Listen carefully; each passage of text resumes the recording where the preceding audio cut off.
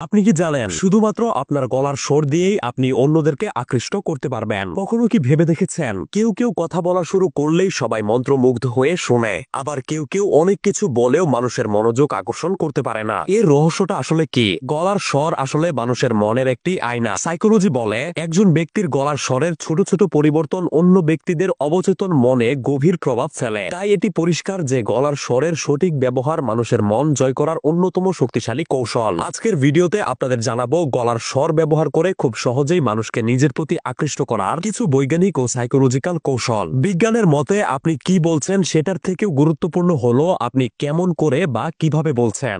চলুন তাহলে কথা না বাড়িয়ে কৌশলগুলো জেনে নেই। প্রথম কৌশল, স্পষ্ট এবং ধীর গতিতে কথা বলা। যখন আপনি দ্রুত বা তাড়াহুড়ো করে কথা বলেন তখন আপনার সামনে থাকা শ্রোতার মস্তিষ্ক আপনার কথাগুলোকে বুঝতে পারে না এবং এতে আপনার প্রতি শ্রোতার আগ্রহ হারিয়ে যায়। তাই যে কোনো পরিস্থিতিতে ধীরে ধীরে এবং স্পষ্ট করে কথা বলুন। এতে আপনার কথার গুরুত্ব এবং গ্রহণযোগ্যতা বেড়ে যাবে। অবশ্যই মনে রাখবেন, কথা বলার সময় প্রতিটি শব্দের উচ্চারণ যেন পরিষ্কার হয়। এবং সবথেকে গুরুত্বপূর্ণ সাইকোলজিক্যাল কৌশল হলো শ্রোতার চোখে চোখ রেখে কথা বলা। শ্রোতার চোখে চোখ রেখে কথা বলুন এবং চোখে চোখ রাখাটা হতে হবে আঠালো চাহনি, অর্থাৎ এমন ভাবে তাকিয়ে কথা বলবেন যেন অপর পাশের ব্যক্তির মনে হয় আপনার চোখ আঠার মতো তার চোখের সাথে লেগে আছে।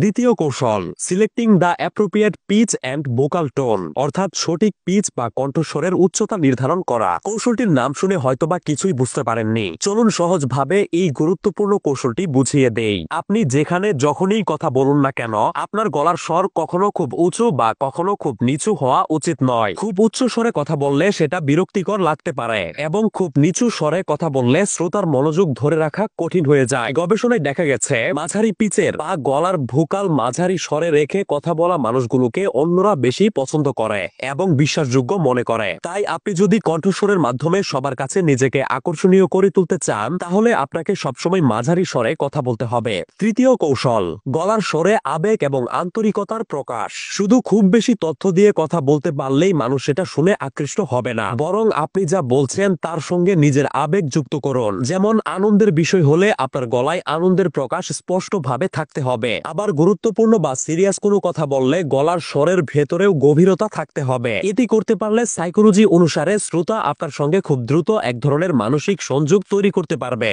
চতুর্থ কৌশল, সঠিক সময়ে বিরতি বা পজ নেওয়া।